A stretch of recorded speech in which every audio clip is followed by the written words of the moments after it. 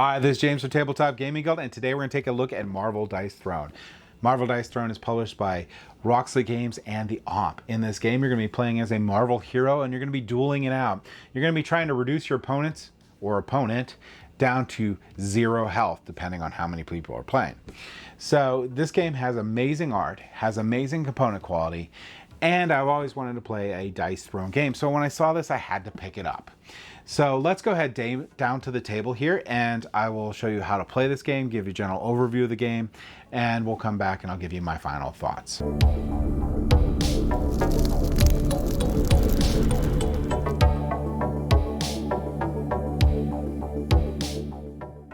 All right, so I just wanted to show off how awesome this game component quality is. You're going to get these really cool tuck boxes here for each of the characters that come in the base game. You'll have Thor, you'll have Scarlet Witch, you have Loki, and you'll have Spider-Man, and these are all very different player powers and stuff, but in general you're going to have a player board, a leaflet, dice, and cards. So if I take a look at this one, I'll get this one out of the way. We're going to use this one for the rules teach because in the Thor one you get a companion. So you're going to take out your components in this. So let's take out all the components. All right. And to start off, we'll go ahead and we'll take the turn order card. We'll place that by there. We'll shuffle up this deck of cards here. So I'll shuffle up our Dice Throne card deck. Set that over here. We'll go ahead and set our combat points to 2. Now, combat points are actually currency in the game. We'll put our dice off to the side here because we're going to be rolling those. And we're going to set our health up to 50. Next, we're going to open our player board here. And this is going to be our screen of abilities that we're going to have and things we can use during the game. And what our different attacks are and defenses are. Here on the back of this leaflet is going to give you rules clarification for Thor and some different suggestions for how to play it. On here you're going to have your leaflet here is going to have your status abilities, and in this case you're going to have your companion. Now your companion is not a status ability, so it can't be affected by any of those things, so keep that in mind. But you're going to have that hammer there. You're going to place out and get your other tokens here. So you're going to have your guard break and your electrokinesis. So I'll get those tokens for those, and I'll put them on here too. And I'll place those on here. Now I do suggest that you actually take these tokens and place them off to the side, because it is probably likely, if you've never played with this character before, that you're going to be flipping this over to take a look. So you don't want to knock all your pieces off. All right, so how do you play the game? We're going to determine the first player, and then you're going to take turns and try to knock your opponent down to 0 health. And like I said, you start with 50 health here.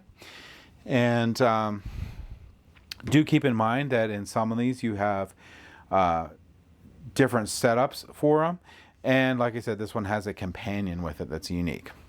So what do you do on your turn? Well, on your turn, you're going to go through these different phases. You're going to go through upkeep, income, main phase, offensive roll, targeting roll, defensive roll, main phase 2, and discard phase. That seems like a lot, but we're going to go over it. It's pretty simple, straightforward.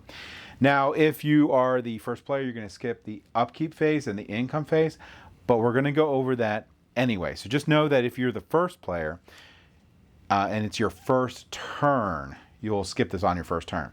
So in the upkeep phase, you're going to resolve any upkeep maintenance generally specified by status effects or passive abilities. Now on your board here, you could have tokens from other players, and they could have a negative status effect on you. You would resolve that now. You would also resolve any passive abilities. So if you had any passive abilities on here that did something, you would do them now. Income phase is super, super easy. All you're going to do is you're going to raise your combat points by 1 and draw 1 card. However, like I said, if it's your first player and it's first turn, you're going to skip those 2. All right, so we're under our main phase now. Now you would have got 4 cards to start the game, and you're going to take a look at these cards, and you can play them. So these cards are all different types of cards here. So here, up in here, you see this little star here. That's how much it's going to cost. You have to have combat points enough to play these cards.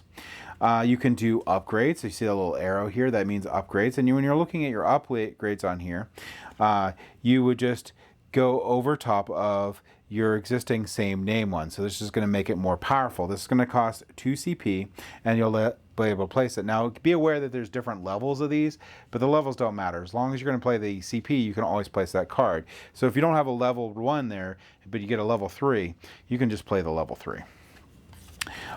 You can also have these different types of cards. Let me pull out the different types of cards here. All right, so there's 3 main type of action cards. This is the one I was missing on here. This one here is going to be a main action card, so you can play them on the main phases here. And we're in our first main phase, so we could play this card. This card here, they do different things, but this one's transfer 1 status effect token from a player to another player. Not really useful right now because first player, nothing's happening yet, so no one has status tokens. This is going to be an example of a roll phase action. So when we get into the roll phase, you can play these cards. Again, this one costs, so you have to have that. And they can affect rolls. So you can actually play this on other players' roll when they do the rolls, or yours. And the last one here are going to be instant action cards. So they have this little exclamation here. These you can play anytime. Some of them don't have a cost, like this is 0 CP. This one here is retrieve your hammer and gain 1 CP and an electrolysis token. So if I get an electrolysis token, I will place it on my player.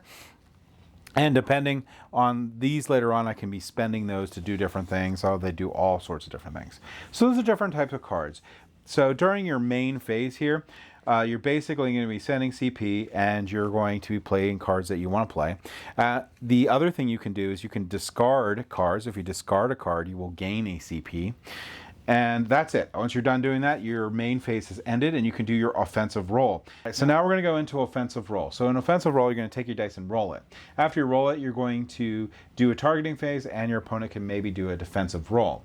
Now, targeting phase you don't need to do if it's only 2 player, but if it's 3 or more, you're going to need to do. You're going to need to tell you who you're attacking. You're going to look at these different abilities that you have on your board here, and you're going to be trying to roll to get them. So if we look at a couple of these here, this one is hammered. So if I can get 3 hammers, I can deal 4 damage. If I get 4 hammers, I can deal 5 damage. If I get 4 hammers, I get 5 damage. If I get all 5 hammers, I can deal 7 damage. Here's Odin Force. Odin Force, if I can get a full house, which I get 2 hammers and 3 of the helmets, I can deal 5 damage, and I roll 5 dice. On these, I can throw or retrieve the hammer. On these, I gain 1 CP. I can gain 1 electrolysis token for every one of those I get, and add 1 damage for each electrolysis token I have. Electrokinesis. Sorry, I can't talk. Chain lightning, which is pretty cool. If I get a full house the other way, 3 hammers and 2 lightnings, roll 3 dice. Damage equal to the total roll value of any of the 2 dice. So additionally, deal 2 damage as an isolated source, collateral damage to a chosen opponent. Collateral damage is one thing we'll get into in a little bit.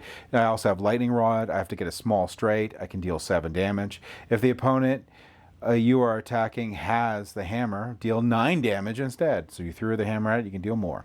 If you get 4 here, lightning bolts, you can do bottled lightning, throw or retrieve the hammer, gain 2 guard breaks, which are going to help you little run. Those are those tokens, and deal 7 damage. Add 1 damage per electrokinesis token.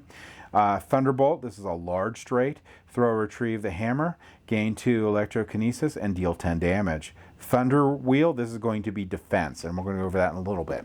Now, there is a limit to the amount of tokens that you can have on your character, and that limit is going to be the stack limit on your leaflet. So here I can only have 2 guard breaks. Here I can only have a max of 4 electrokinesis tokens on my character. So I'm going to take a look at that. Also, one thing I didn't mention, which is the most important, if you get Yahtzee, and this is a specific Yahtzee, you get 5 lightning bolts, you can do the ultimate for this character. And this is for Asgard. You gain a guard break, throw or retrieve the hammer, and deal 14 damage. Devastating hit. So I'm going to roll my dice, Yahtzee style. Oh my gosh, can I do anything with that? Now, yeah, I have a 4 and a 5. I could go for this, or I could go for this. I'm going to go ahead and keep these 3, and I'll roll these 2 and see what I get. So I got, oh man, I do have enough. Whoops, I do have enough to do this. I'll roll this 1 die here, and that's my 3rd roll. I didn't really get what I wanted, but I can do Mighty Summon, and I would perform that. Now let's get into damage and how your opponent can defend.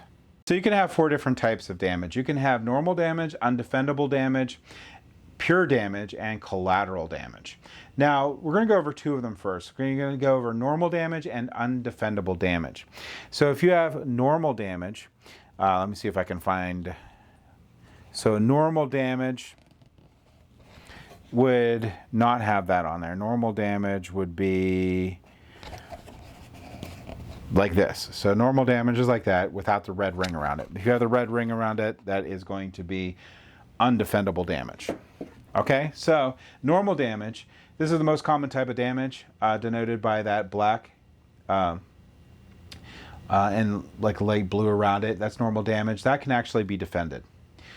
Undefendable damage, that's going to have that little red burst around it. That's not going to be defendable. It is modifiable though. We'll get into that in a little bit.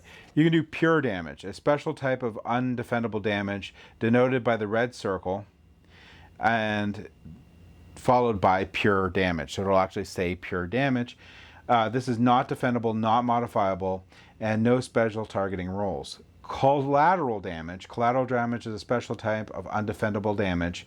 It'll have that red circle. It's not defendable, not modifiable, and has special targeting rolls because if you have multiplayers, 3 or 4, you have to pick who you're going to hit, and that's going to get the collateral damage.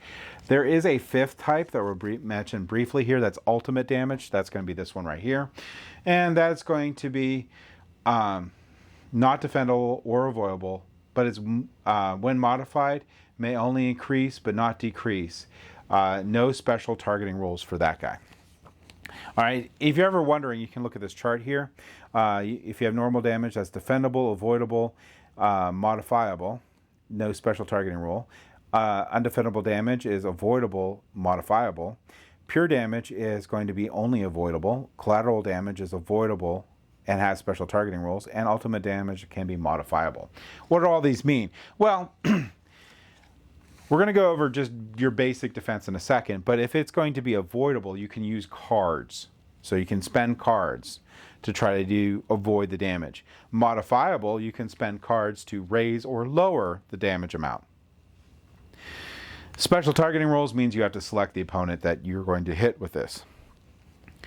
All right, so let's go over normal damage, which is going to be defendable. So if you have normal damage, your opponent is going to look at their defense. So in this case, if you were attacking Thor, he would use Thunder Wheel. It says to roll 3 dice. So you're not doing this Yahtzee style. You're only doing this once. And when you roll on 2 hammers, you can throw or retrieve the hammer, which is not really great for defending damage. But if you roll any of these helmets, you're going to prevent 2 of the damage per helmet. And if you get a lightning, you'll get electrokinesis token. When you spend your tokens, by the way, which I didn't mention, you will return them back to your leaflet there. Now, any remaining damage you would take off of your health track here. You would just roll that down. So let's say I got 8 damage, I would just go down to 42 health. Little side note on here, you can't gain more than 10 more than your starting health. So if your starting health was 50, you can't have more than 60 health ever in the game.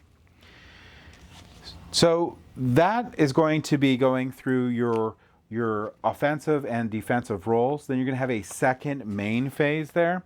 Your second main phase, same like the other main phase, you can play cards, you can discard cards for CP points. And when you're done with that, you can go to the discard phase. When you go to the discard phase, if you have over 6 cards, you have to discard down to 6. Any cards you discard will give you a CP point. And that is how you play your turn. And then your opponent's going to play your turn, and you're going to continue back and forth until someone gets down to 0 health. So in a quick nutshell, that is going to be how you play Marvel Dice Throne. Let's go ahead back up the table here, and I'll give you my final thoughts on this game. So I really like Marvel Dice Throne. Now this is basically Yahtzee, a gamer version. So the core mechanic of the game is Yahtzee. You're going to be rolling your dice. You're going to roll up to 3 times. You're trying to get straights. You're trying to get other full houses, other combinations like that. You're trying to get a Yahtzee and fire off your supreme move to devastate your opponent. But it's a little more than that. And the little more is going to be all those abilities that you have on your card and the different tokens you get from your leaflet, all the status effects, all the really cool stuff that you can do, and unique attacks that you can do, unique defenses you can do, and each player is unique. But that's not all. You can upgrade those in the game, which is amazing too. I love that about this game. There's just so many extra layers on there and so many strategies from those cards and your player board that it's not just Yahtzee. So there's a lot of fun in that, and I do like that they were able to make each of the characters feel different, have different sort of fitting powers, and have the decks unique for each. And I love the companion there for Thor, which is his hammer, which is really, really cool. So there's a lot in that. So if you're looking for a super complex game, we're going to have all these different things that you can do throughout the game. Like, that's not this. This is a very simple, easy to teach game that has amazing component quality that is a lot of fun. I mean, yes. So if you're looking for, if you like the Marvel theme, if you don't like the Marvel theme, be aware that Dice Throne's out there and you can do a fantasy theme with them. But if you love the Marvel theme and you're looking for a lighter game and you're looking for a game that you can teach to just about anybody and get them into the game, especially with Marvel fans, I would highly recommend checking out Marvel Dice Throne. Thank you for watching.